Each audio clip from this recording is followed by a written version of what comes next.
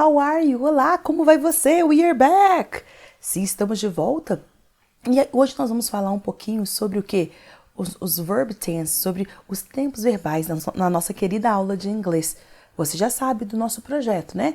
Nosso projeto Eu Não Erro Mais. Eu não erro mais. Isso mesmo. Para você ficar atento a tudo, por favor, né? Se inscreva no nosso canal, ative as notificações. Temos aqui diversas redes sociais que estamos presentes e agora temos a nossa plataforma. Então, fique atento a tudo isso. Eu sou a Thais Lee, professora de inglês do Escola Online.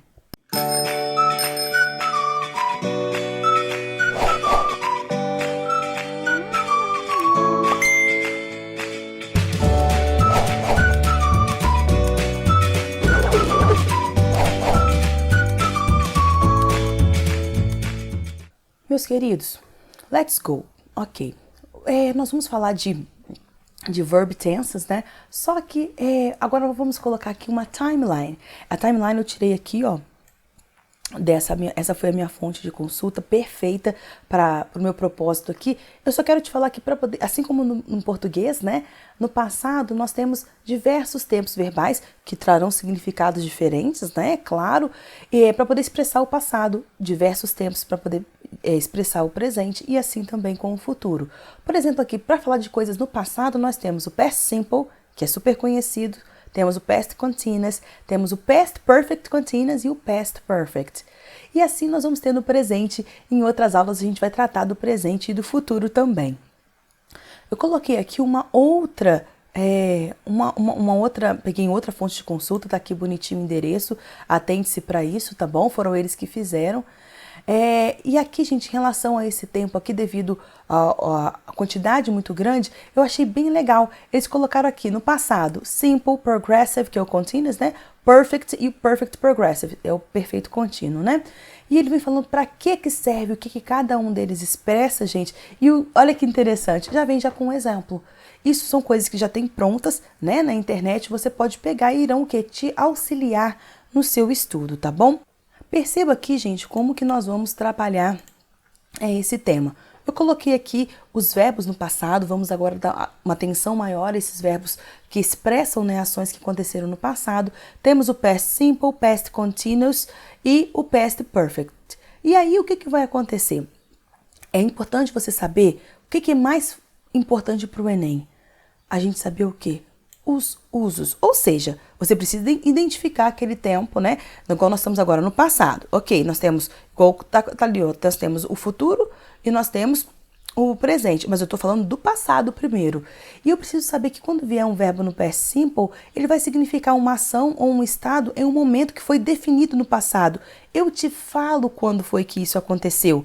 E eu vou usar, por exemplo, last month, a week ago, in 2020, this afternoon, yesterday.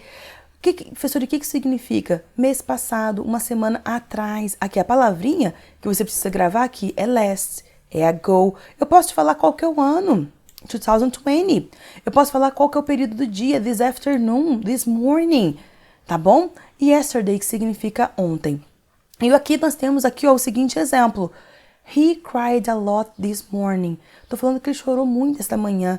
Eu dancei muito na noite passada.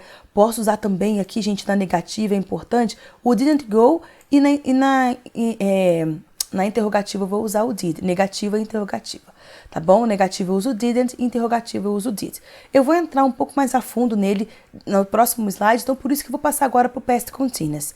Gente, esses tempos contínuos, tanto nós vamos ver o presente e o passado, no caso aqui o passado, eu preciso que você saiba que eu vou colocar o sujeito, que vai ser aquele pronome pessoal que a gente já estudou sobre isso juntos, e depois vai vir o quê? O verbo to be conjugado no passado e o verbo principal acrescido o quê?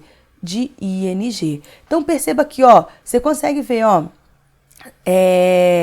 tô colocando o sujeito, brother, depois eu coloco was no passado, que é o verbo to be, né, o verbo to be no passado, que é o was, e depois eu coloco o quê? O verbo principal com ing. A mesma forma, coloquei aqui embaixo também. A questão que eu preciso que você entenda é que no passado o verbo to be ele pode ser was, né, nós vamos ter para algumas pessoas, e em alguns casos ele vai ser o quê? Were, W-E-R-E. Então, para significar o quê? Mais como se fosse singular e plural e tudo. Eu não vou entrar muito a fundo nesse daqui, mas eu queria te mostrar para que ele serve. Para ações que estavam em progresso em um tempo determinado no passado, né? Aquilo estava no passado, eu sei, e tinha alguma ação que estava em progresso para aquilo. Mas como que às vezes mais aparece para você em prova?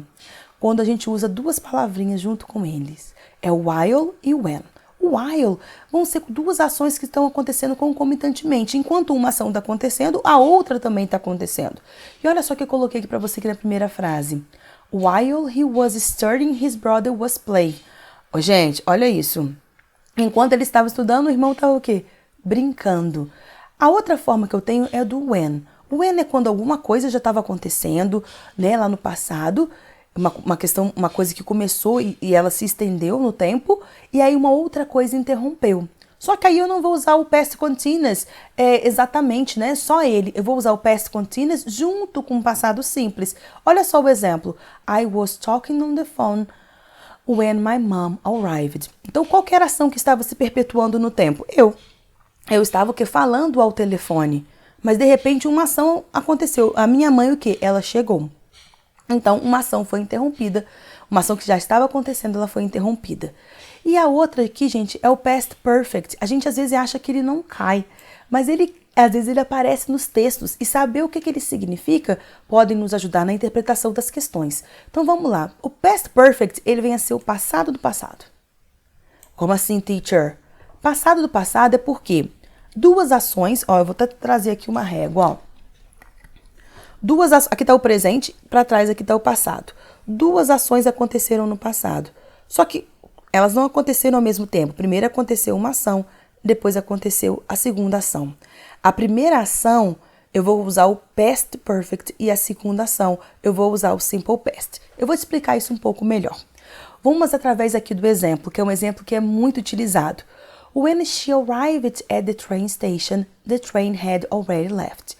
O que acontece é que eu tenho uma pessoa, uma timeline, que ela vai viajar de trem. Só que o trem saiu às 9 horas. E a pessoa chegou lá o quê? 9h10. O que aconteceu primeiro? O trem partiu. E depois a pessoa chegou para poder viajar. Perceba que aqui eu coloquei quando ela chegou, que foi o que aconteceu depois. O trem já havia o quê? Partido. O trem, a ação que aconteceu primeiro, eu usei o had mais o particípio. O had mais o particípio, porque eu estou falando de quê? Do past perfect. Então, o past perfect é formado pelo had mais o particípio dos verbos. A gente vai ver isso um pouquinho também sobre a questão dos particípios, mas agora eu preciso que você entenda um pouquinho mais past simple. O que acontece com ele? Eu preciso que você saiba que existem verbos regulares, verbos irregulares e, claro, não podemos nos esquecer do verbo to be. Isso vai fazer com que você entenda, até lembra quando eu falei o passado contínuo é o to be mais o particípio? Aqui, ó, o to be aqui, ó. Por isso que eu não entrei muito em detalhes lá, porque você precisa anotar isso aí para você. Aqui fala que I was é afirmativa, wasn't é negativa. E tem a outra forma que é o were, que é usado para algumas pessoas. Lembrando que o he, she ou it aqui, ó, é was e wasn't. E existem também os verbos regulares. Os verbos regulares são aqueles que, como regra geral, eles vão terminar em ed. Igual work vira worked. Verbos terminados em e, eu não vou acrescentar ed, porque ele já tem o e, então eu acrescento só o d. Por isso que ficou danced. Verbos que tem CVC, que é a consoante, vocal, consoante, eu preciso fazer o quê? Preciso dobrar aqui, ó, igual eu peguei e coloquei aqui, ó, dobrar o stop, eu coloquei stop, dobrei o P e coloquei aqui o ED. Tá bonitinho, mas professora, por que o listen ficou diferente? Porque além, gente, de eu ter o final como CVC, eu preciso que a sílaba tônica seja a última. Então, listen, eu não falo listen, eu falo listen to me, né? Então, o que acontece nesse caso, quando não tiver a última sílaba tônica, significa que eu vou o quê? Para a regra geral. Tem alguns verbos também, gente, que eles são terminados em Y. Nesse caso, eu uso o Y e eu acrescento o quê? O IED. Eu só preciso que você fique atento a uma coisa. Essas regras vão acontecer, gente, em relação à forma afirmativa dos verbos regulares. Afirmativa. Porque na negativa e na interrogativa, nós vamos ver no próximo slide, eles vão voltar para base form, tá bom? Para aquela forma que vocês falam, que ele não vai ter nenhum tipo de alteração. Mas além dos verbos regulares e do verb to be, nós vamos ter também o que? Os verbos irregulares. Nós temos aqui uma lista. Isso você pode achar na internet de uma maneira muito vasta. E aqui, por exemplo, bought. Professora, o que é bought? É o passado de buy, comprar. Cadê o ED aqui? Não tem. Eat é o passado que do verbo, o passado de eat, que é comer, é ate. To forget vira forgot. Professora, mas não segue uma regra, não? Não, porque eles são justamente o que? Os irregulares. Agora, gente, nós vamos tratar aqui, ó, em relação como é que é a estrutura. Na afirmativa, você já sabe, pode ser regular e irregular. Por exemplo, he went to school e they were hungry, né? Aqui o verbo to be, no caso. E olha aqui o yesterday e o last night presentes. Perceba aqui que nós temos também na negativa, vai ser um pouquinho diferente. Se for com o verbo to be, eu vou só colocar aqui o not. O verbo to be não pede o didn't. É uma coisa que eu preciso que você traga isso para sua mente. Aqui, ó, he didn't go to school yesterday. Esse daqui é porque o verbo go é um verbo que de ação, diferentemente do verbo to be. Então, preste atenção nessa forma da negativa. Claro que a minha ideia é você, quando vê numa prova o didn't, você saber que eu estou usando o quê? Uma frase no passado e uma ação que está terminada. Isso que eu preciso. Isso daqui é só para poder te clarear. Não tente, se você não tem muita noção disso agora, saber tudo agora, decorar. Não, não faça isso. Entenda como identificar e quais são os usos, né, que nós temos desses tempos verbais. Na interrogativa eu vou ter o did e eu vou ter aqui o sujeito, depois, professora, eu já ouvi falar sobre isso, é uma inversão, é verdade. Aqui eu falei, ó, he went to school. He veio primeiro, e é o sujeito, é o pronome, a gente já viu isso junto. Aqui, ó, esse sujeito que é o pronome, né, que é expressado pelo pronome, ele vai vir no meio. E o did é para te falar que é uma pergunta que é feita no passado. Professor, e o verbo aqui, ó, percebi aqui, ó, o go, aqui, ó, também. O que acontece? Nos verbos de ação, quando a gente faz a negativa e a interrogativa, o verbo, ele volta, né, para a forma do infinitivo, a gente só tira o to. Então, você vai colocar o verbo como vocês falam, sem alteração. No caso do verbo to be, eu só inverti essa ordem aqui, ó. Você percebeu? O they veio depois e eu coloquei o were no início da frase. Na verdade, a frase aqui fala que eles estavam famintos na noite passada e nessa primeira, ele foi à escola ontem. Importante também, gente, em relação ao past simple, a gente falar sobre essas keywords, as signal words. Então, eu coloquei aqui um exemplo. I was born in 1995. Tá falando quando foi que eu nasci, né? Em 1995. Isso não é verdade não, tá? Aqui fala we went to Barcelona. Quando que você foi a Barcelona? 3 years ago. E aqui fala she wasn't feeling well last night. Ela não estava se sentindo bem na noite passada. Então, esse last vai ser sempre algumas coisas importantes. E eu trouxe para reforçar aqui para você em relação aos usos também. E a gente já viu uma questão que falou I used to. Used to é usado para expressar questões de hábitos no passado também. E coloquei aqui a figura dos Beatles, né? Por causa dessa música Yesterday, que é tão famosa e a gente tem um grande conhecimento dela. Gente, quando a gente vai falar aqui um pouco dessas questões, né, que envolvem o passado, perceba como que nós temos várias coisas que a gente poderia ver numa questão. Até deixei aqui para você ver, eu vou voltar nessa questão de novo, a gente já passou por ela, você sabe que é aquela história que trouxe, né, um pouco de um teor um pouco cômico, né, porque o fazendeiro, ele ia se aposentar. Professor, tá aqui, o caso de um fazendeiro prestes a se aposentar, tá no enunciado. Primeira coisa que a gente faz é ler aqui, ó, exatamente, ele queria vender sua fazenda e ele estava, né, distribuindo, se livrando dos seus animais. Para as casas onde o homem era, né, o chefe, ele dava o quê? Um horse, um cavalo, né? Quando fosse a mulher, fosse a chefe, ele dava o quê? Uma cow, que vem a ser uma vaca. E olha só, gente, aqui, ó, eu poderia estar falando com você, por exemplo, de sufixos, poderia estar falando para você sobre phrasal verbs, poderia estar falando para você sobre conectivos, sobre aqui pronomes. Numa mesma questão, ele cobra uma porção de coisa. Por isso que no inglês Qual que é a matéria que cai? Interpretação de texto. Mas ali ele vai te cobrar uma série de matérias, né? Que você precisa para você poder interpretar. Mas perceba que, gente, olha só. He gave. Tá usando o quê? Isso, o verbo está sendo usado como? No passado. Aqui, called out, também está no passado. E aí, a gente pode ver também, e essa é a intenção de ter colocado essa questão, que depois a gente vai ver como é que são verbos no presente. Mas aqui, por exemplo, aqui, ó, present time. Numa mesma questão, eu vou ter questões no presente e vou ter questões também no passado. Vou ter questões, por exemplo, assim, que vão trazer, por que não um present perfect junto? Porque assim como também é no português, a gente precisa, né, que nós tenhamos o quê? Na hora de falar, nós saibamos usar todos esses tipos de linguagem. E é isso que ele faz aqui. Então, através desse entendimento, você conseguiu chegar aqui à resposta da percepção do fazendeiro quanto à relação de poder entre o casal, só para poder te lembrar a questão no finalzinho, né? O fazendeiro pergunta o que eles vão querer, e o homem responde que eles vão querer um cavalo, e ele pergunta... perguntou o que é o chefe, né? Ele falou que era ele. Então, obviamente, eles iriam ganhar um cavalo. E aí o fazendeiro, o farmer, né, dá a opção de ser um cavalo black or brown, preto ou marrom. E ele pega e fala black. E aí a mulher pega e fala não, pega um marrom. E nisso eles acabam ganhando uma vaquinha, porque ele percebeu ali que, na verdade, quem manda vem a ser, no caso, a esposa, tá bom?